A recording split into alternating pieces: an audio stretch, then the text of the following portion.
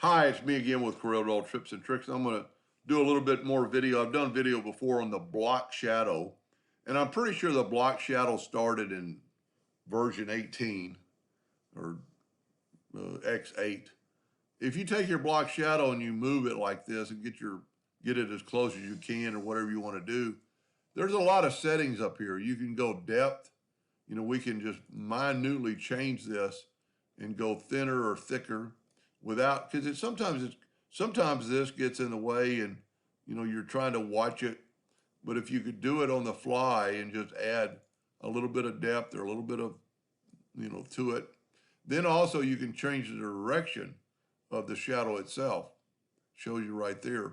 Let's go 180 and it put it to the left. Let's go 90 degrees and it put it to the top. Let's go to 0, put it over there, and that's all relative to where you put this pointer to begin with.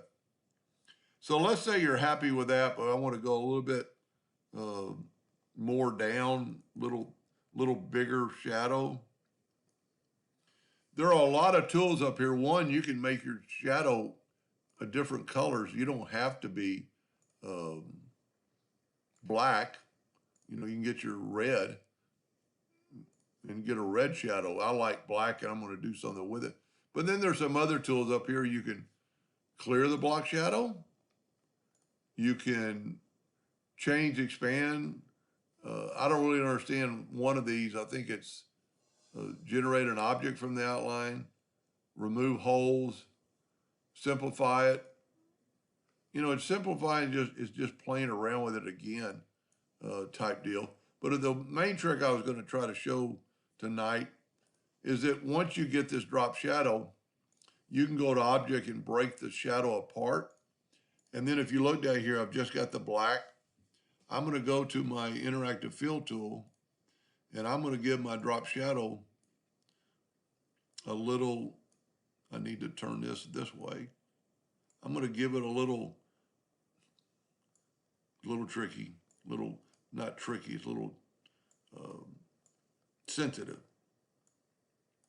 And you can kind of give your shadow. Now, if we back up here, or just move this one all the way to the top, it'll do the whole thing, and then you can bring the slide bar and kind of bring it down more. And you can change quite a bit with this. So, pretty important tool if you're making a shadow. This is a little darker than the other. You can, that time I'm doing the actual yellow, and now I'm doing the black, the shadow part, and you can make this less or more.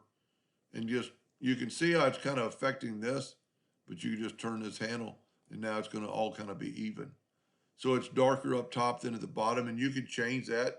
You could put a little dark at the bottom, and then make this lighter gray up top, and then actually slide this bar up and down and make it whatever you want.